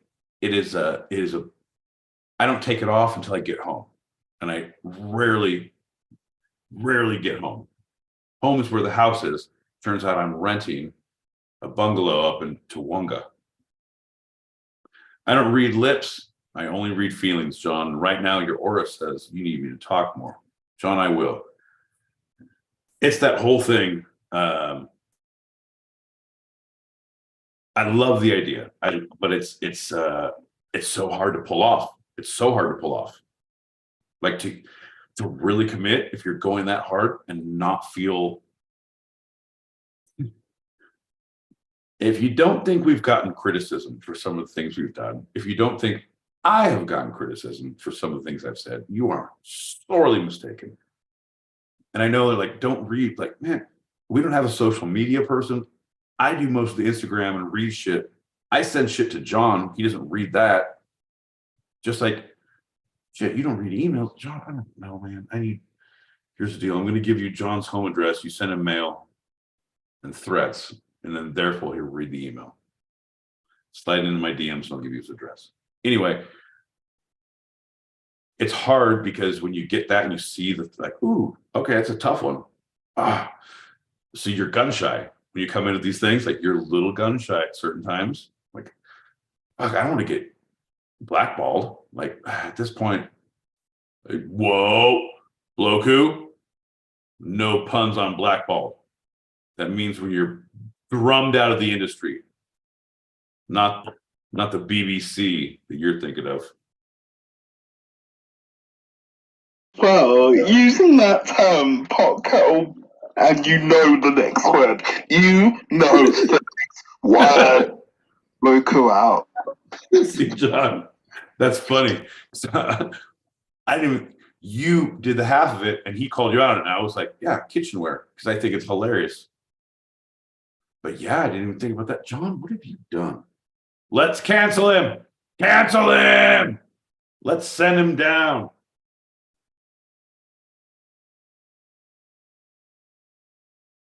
Andy Kaufman, or did you mean Yes. Jim Carrey? Because there is a difference, even though he did play Andy Kaufman in Yes. Man in the Moon, And he was very gone. They actually inducted Andy Kaufman into the WWE Hall of Fame.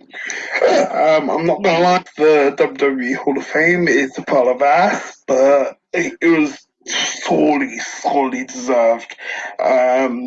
I At the can't believe same they time, did. That's he's crazy. still a load of ass, but that's something. Load of ass, man. What I wouldn't give to go to a British pub and get cussed out.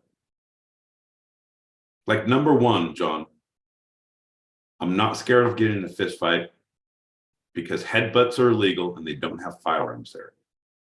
But also the burns that they'll give you, like, is it okay if I write this down? Hold on. I'm gonna get out my hope chest and my wish pad. I'm gonna write these things down. Pile of ass. Head must be again, sir. I deserve another.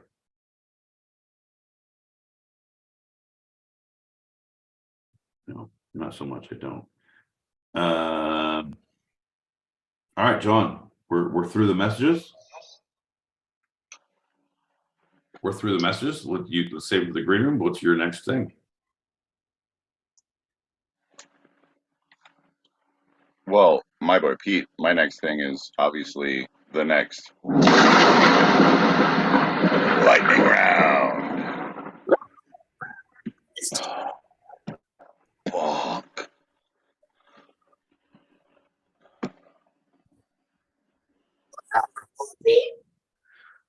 What's up, lightning guy? I noticed that your answers were long previously, but holy shit, Johns was like the new normalization of what time frame should be for this motherfucking show. I know I don't like that you listen as much that you do, but you do bring a lot of valid points to the table, lightning guy. It is HyperNormalization. All right, man. Well, thanks for coming in.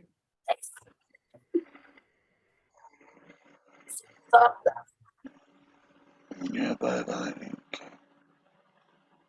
Yeah, okay. All right. Well, it's good to have friends. It's good to have confidants in special places in your storm cellar. Yeah, it's good to have shots. You ready for a shot? Turns out I already poured that one, so yeah, I am. Ooh, wait, hold on. I gotta pour. Yeah, I'm ready. Yep. Let's go. Let's do it. Cheers, motherfucker. Cheers. Bing, bing, bing. Cheers, everybody. You're welcome for listening. Every time you say that, a fairy gets its wings, and I donate 50 cents to the Make-A-Wish, the John L. Peacock Foundation.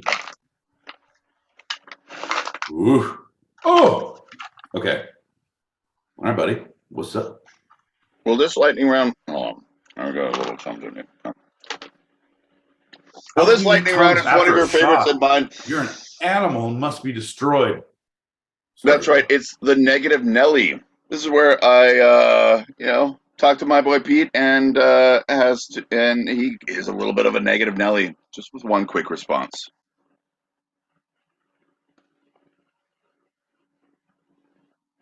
You ready, my boy Pete? Oh, I think I'm ready, John. All right. I don't think I've ever been more ready. Finally, my boy Pete, we had just a normal day. Normal. More like boring. I just sat around and had nothing to do. It was stupid. I hope tomorrow's different, or at least better. Boring. Well, don't worry, my boy Pete. All the snow lately has put out all those California fires. Oh, great. Now all those douchebags who used to ride fucking big trucks and quads in the desert and go up the slopes and bully those people. Hope you mountain communities like assholes. You're going to get a bunch of them. Well, I mean, you know, my boy Pete, listen, hey, it's amazing how you can wait so long in between playing your guitar and still be so good. Yeah. You should see how bad I'm at sex. And it's only been a few months. Well, my boy Pete, you know, despite everything, we still have Randy Newman. Oh, Randy Newman. He's the one who said, I got a friend in me. You got a friend in me. That was a story of my childhood. Till my best friend slept with my girlfriend. Randy Newman, you're a liar. And I hate my life after that. Liar. Wah, wah.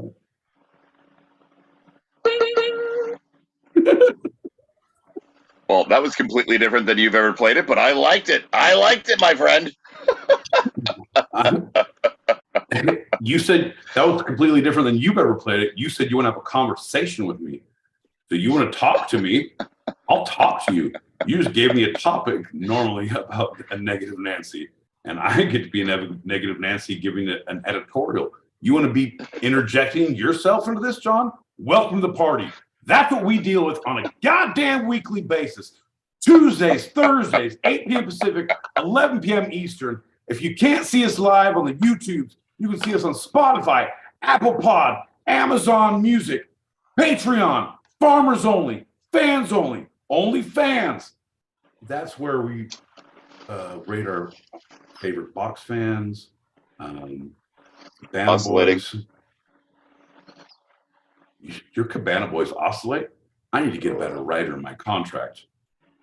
See, John, giddy up. Watch me for the changes, buddy. We're starting the key E minor.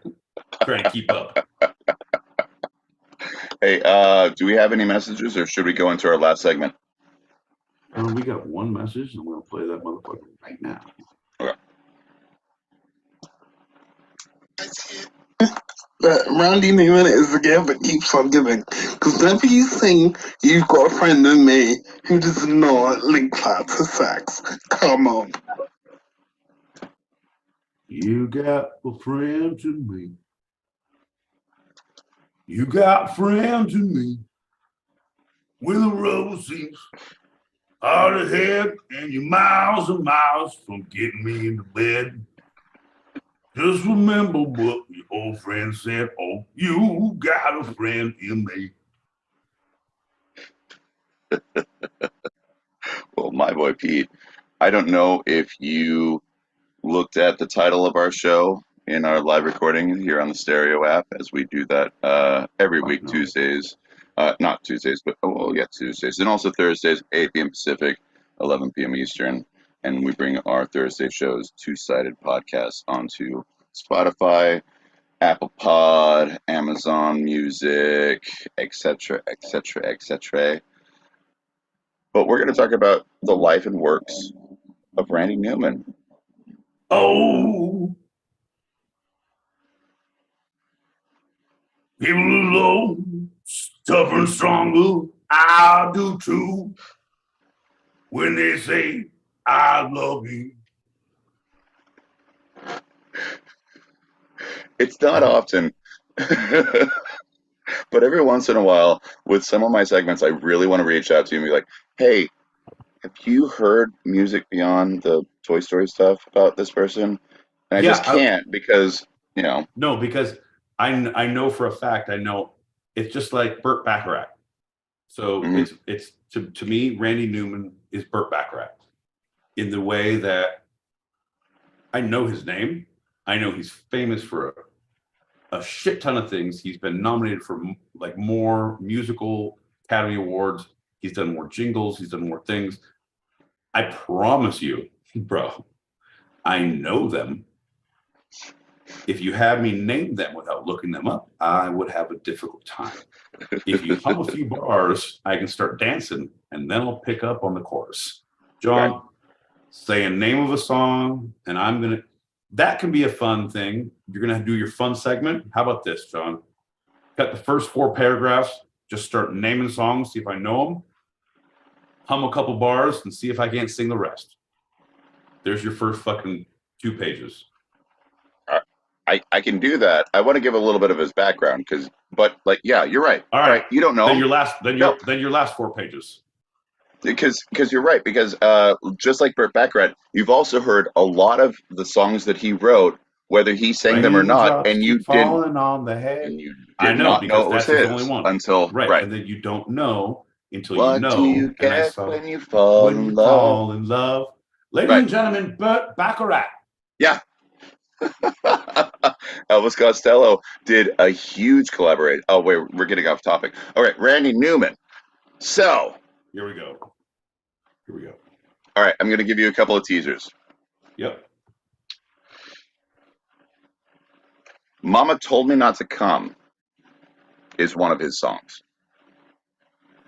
Mama told me not to come, boom, boom, boom, boom. Mama told me not to come, boom, boom, boom. Something. Super sex song. But why would your mama tell you not to come? All right, well, since we're going on that, the second one is You Can Leave Your Hat On. Super sex song. Loku, you are correct. Holy shit. Super glad I'm wearing a condom because this is getting a little hot here. So he is not just the Toy Story songwriter that we know, but he is so much more. All right. Randall Stewart Newman was born November 28th, 1943 in Los Angeles. Is an American composer, songwriter, singer, and pianist whose character-driven... Pianist. There you go. Iconic and often humorous compositions won him a cult audience and praise from critics. Even so, his lyrics and composition were quite atypical of the singer-songwriter movement of the 1970s that gave him his start as a performer. He's no Joni Mitchell. He's no Carole King, right? Very different in lyrics. And he looks and amazing in a 2-piece like both of them did. Well, I didn't want to make that comparison, but yeah. Otherwise, he's quite different. So he was moved to New Orleans as an infant, and Newman was still a young boy when his family returned back to Los Angeles, where his uncle Emil Newman was a conductor, and his uncles Lionel and Alfred Newman composed scores for motion pictures. He studied his uncle Lionel Newman. Hello? Yeah. Is this the Lionel you're looking for? Nope. All right. See me when you're a Richie, Lionel. I wonder when Lionel get theirs, because they have so much talent to give. All the Newmans that I know are friends forever his. Come on, John, you know the rest of the words. I very much do, but I'm so surprised you didn't jump on his other uncle, not Lionel, but Alfred Newman. Like Alfred E. Newman? No, here's the deal. What? Me worry? What? Me speak of him? I was blackballed by that magazine, John. I will never make jokes about them again because any press is bad press. Wait, no. Any press is good press. I always get this mixed up. I digress. Anyway, no. Well, they must be mad if they blackballed you, my friend. I sent it a folded page that we folded up as my dick and balls, and like, oh, you're offended now? That was clever. It looked like a jungle scene with fucking explorers and everything. You guys are assholes. Which leads me to my next folding page. And then they just took me out of the office, John. I was no longer allowed in the Mad Magazine offices. Thanks, Alfred. You've done it again. So from randynewman.com, quote, with songs that run the gamut from heartbreaking to satirical and a host of unforgettable film scores, Randy Newman has used his many talents to create musical masterpieces widely recognized by generations of audiences. All right, you're not giving me enough soon enough. So I'm looking up his songs and I will be singing them throughout the rest of the show. Thank you very much. You are welcome. All right. So in 1968, he released his debut album entitled Randy Newman. But his reputation as a songwriter grew as Judy Collins, Dusty Springfield, and Peggy Lee all recorded his songs. Three Dog Night took his Mama Told Me Not to Come to number one in 1970. The same year, Harry Nilsson recorded an entire album of Randy's songs. Nilsson sings Newman, and so he just blew up from that. No, yeah. God damn it. I need to get a better search engine. Everything is Toy Story or Cars. And oh shit, he did I Think It's Gonna Rain? Yep. Shut up. Darkness falling, seems to grow. Something comes and holds rain. Something and I think it's gonna rain today. John, you know what they say, right? Can't rain all the time. Broken windows, empty hallways, pale dead moon in the sky streaked with gray. Fuck yeah, Randy Newman. All right, I'm gonna play a lot more of his music tomorrow. I'm putting things on my list as we talk. Keep going. So Newman's second album, 1970s, 12 songs, name of the album, 12 songs. I love it. So first one is self-titled, second one is 12 songs, was widely praised upon its release, but the record failed to sell. Live repeated the same pattern in 71, but 1972's Sail Away became a moderate hit due to the positive reviews and Newman's constant touring. He followed it in 1974, Good Old Boys. This one, Michael Pete, it's a concept album, 1974, about people of the South. He was raised in New Orleans and even has an award from Louisiana. Well, I'll get to that later. But so his Good Old Boys has so much more credibility than the Canadian Neil Young's Southern Man, right? So it was an ambitious concept album about the South that received considerable controversy over its song Rednecks, whose iconic sense of humor was misunderstood by many. He did use a certain word over and over again, but the entire song is satire. So it's a bit. It opens the album as well. The rest of the album has like 2 or 3 that are on his top 20 that was just rated. And again, we'll get to that.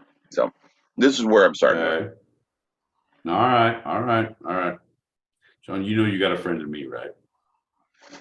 There you go. So whatever, when the road looks tough ahead, when you're miles and miles from that two-sided head, John, just remember what your old pal said, John, Tuesday is Thursday, two-sided. Come on, John. You know the words. What else you got? So this song set the stage for the 1977's Short People, another one of his top 20. Short People. That's a good one. A simple satire of bigotry and prejudice taken from Little Criminals. The irony in Short People was barely hidden, and the song offended many listeners, and the ensuing fervor helped the single reach number 2 on the charts, and that helped support his tour. Yeah, because he didn't say any words that were he was definitely being able to be played on the radio. So when you had anything else, if you look at like early 90s and things like that, Two Live Crew, Nasty as They Want to Be, Yep. any of like NWA or anything that got super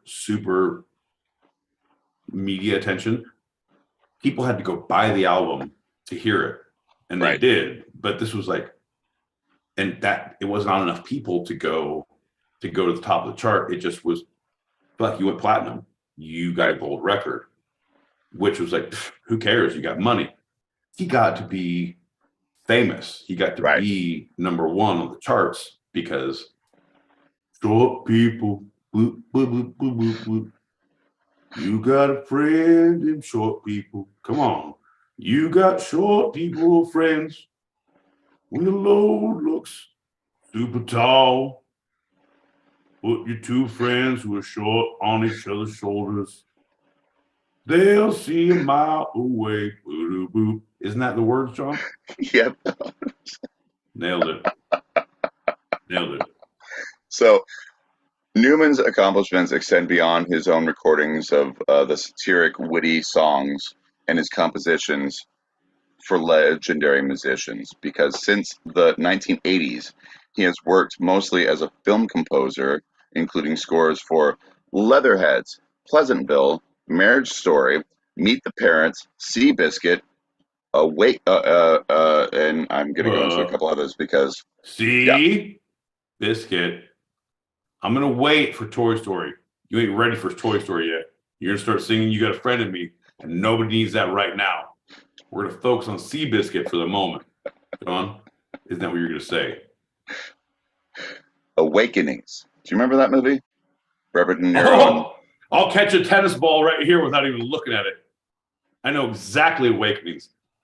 A great movie. You guys, you want to see a heartbreaking fucking movie where Robert De Niro makes you cry?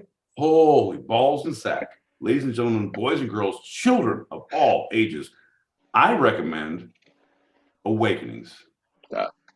I need it. I'm going to look that up, and I'm going to give you some lines from it later on after we sing the song. But what else we got? Forrest Gump and Toy Story, in which he got awards for his composition of all of those movies. He also created a musical called Faust in 1995. Faust was not good. Oh, you saw it? Yeah, it was not good. So Newman has been nominated for 22 Academy Awards, 22 Oscars, winning 2 times. Best Original Song in 2002 for If I Didn't Have You from Monsters and Monsters Inc. And what do you think the other one was? I'm sorry, say that one more time. Newman has been nominated for 22 Academy Awards, but only won twice. One of them was Original Song in 2002 for If I Didn't Have You from Monsters Inc. What's the other one? Oh, you've got a friend in me. John, come on. Don't ask me silly questions. Ask me no questions. I'll tell you no lies. That is my retort for any of your proffers. He was also nominated for Cars, but You've Got a Friend in Me. Yeah, no, he didn't. It was We Belong Together for Toy Story 3 in 2011. He did not win for You Got a Friend in Me. His most famous song to people in the general public who don't even know, so many don't even know he's actually just a singer-songwriter outside of media. He didn't win for that. He got nominated. It was one of his 22, but one of his 20 that didn't win, not one of his 2. Who won that one? Who won that one? Who hurt you? Who hurt you, Randy? Say a name. All I need you to do is say a name. You've Got a Friend in Me, Randy. Who hurt you? Dude, he also has 3 Emmys, 7 Grammys, and a Governor's Award from the Recording Academy. He was inducted to the also has a governor on his car, so he can't drive faster than 70 miles an hour because he has a lead foot. He's got a friend in the CHP. Yeah. He belongs together and not split apart from the car accident. Anyway, Newman was inducted to the Songwriters Hall of Fame in 2002. 2007, he was inducted as a Disney legend. I love that one. A Disney legend. He was also recognized. Does that mean when you get to be a Disney legend, do you get to fucking kill people? You get like one murder and it's expunged from your record. Like, all right, you can kill one person. Yeah, but it has to be like, really inventive. It has to be like with an apple. Well, no, it has to be like you have to keep their head frozen like Walt Disney after the fact. It's very specific. And it has to be anti-Semitic in choice, just like Walt would want. That's the rule. It's like Keys to the City, but a small, fucked up city. That does the lottery every year. All right. Jeez, man. That was kind of dark right there. That does the lottery every year. John, don't put a button on my button. How many times have we been through this? You've done it 4 times now. Don't do it. All right. Sorry. I felt that was a good path of. All right. Then anyway, you comment that it's dark. You went. I was. Vague. Oh, that's what did it. That's what did it. He was later recognized for his brilliant film scoring by Hollywood.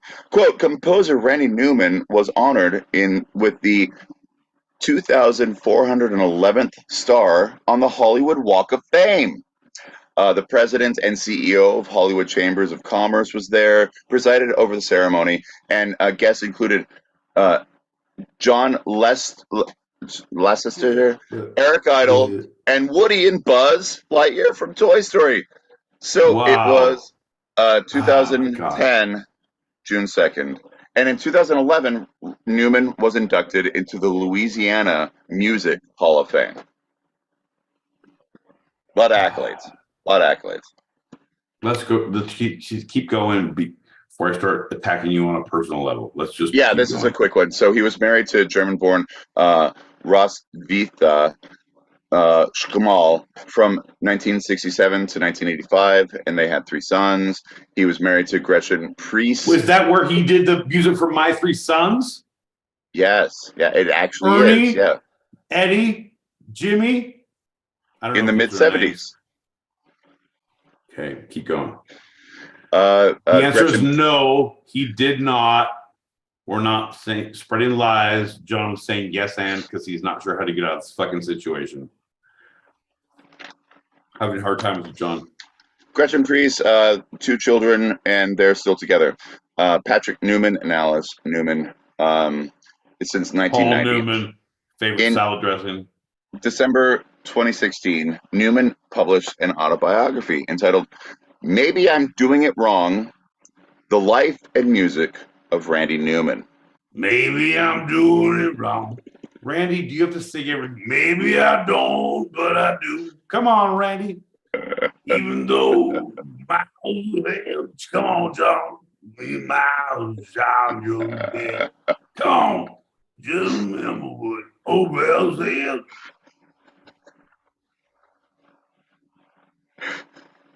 You got a book in me.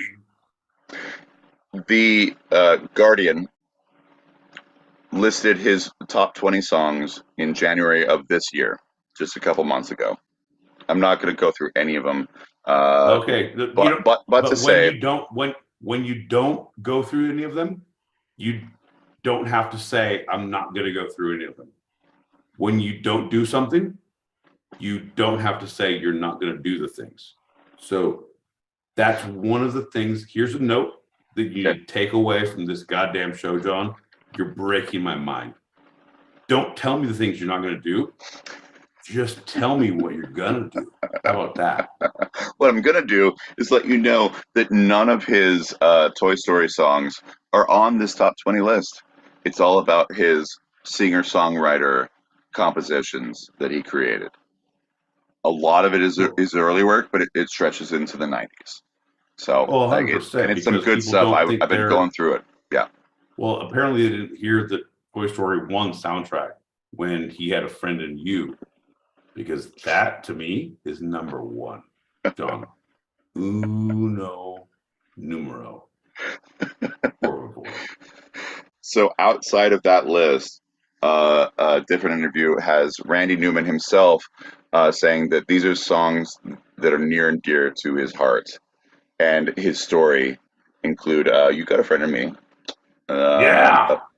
a few words in defense of our country, "She Chose Me," and Putin. Yes, in 2016 he wrote a song called Putin. Are you sure it's not called poutine, John? I know you have enunciation issues. I would prefer it was about a nice cheese curd and potatoes with the gravy. But if you're going to expand on that, I pray you do it quickly. So it is not. It is a song about Putin, the then and current leader of Russia in 2016, and it's silly, it's zany, and you should check it out. He at one point introduces the Putin ladies. Anyway, so the sources for this episode of Two Sided have been the first segment, thoughtmaybe.com, Adbusters Magazine, The New Yorker Magazine, UrbanDictionary.com, DefineDictionaryMeaning.com, Youth Time Magazine, and The Guardian. Second segment, Britannica, The Guardian, RandyNewman.com, AllMusic.com, MusicianGuide.com, Songwriters Hall of Fame, Hollywood Walk of Fame, Goodreads.com, Rolling Stone Magazine, SmoothRadio.com, and TV Guide. You had a lot of references, John. A lot.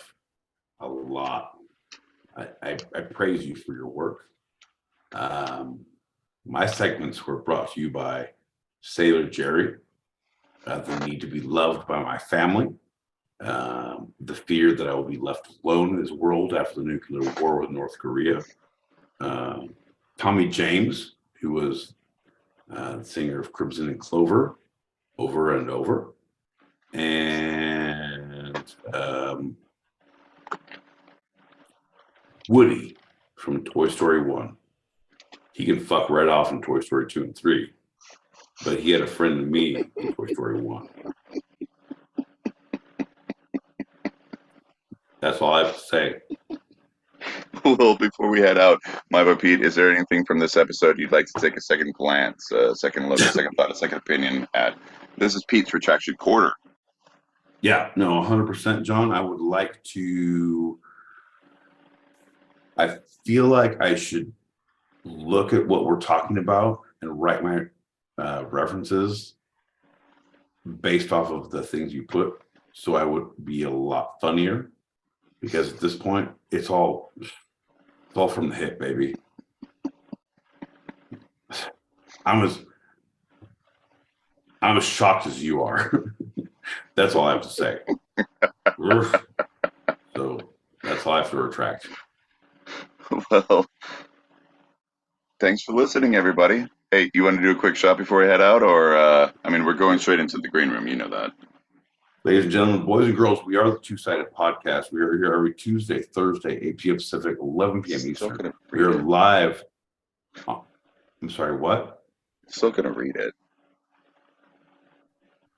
Then why are you asking me anything else you want to say?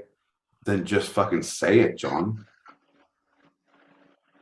We have our open show. Right now in our green room. Don't leave this channel, John.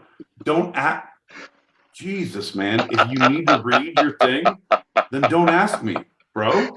Like, don't ask me. Sorry, I went off script. Yeah, that was my bad. Well, You're thanks for listening, everybody. We have our open chat show live on stereo every Tuesday at our usual start time. So if you want to join us or you want to throw some topics out there, email twosidedpod@gmail.com. That's TWO sidedpod@gmail.com. And for those listening live on the stereo app, stick around in this room for a continued chat in the green room right now for our after show wind down. That's a wrap for tonight. I'm John L. Peacock out in Brooklyn, New York. I'm my boy Pete, and I should have known better. John, but I have a shot ready, and we're going to do it before you leave this show and we go to the green room in this very ass room. Let's do it. Cheers to you, buddy.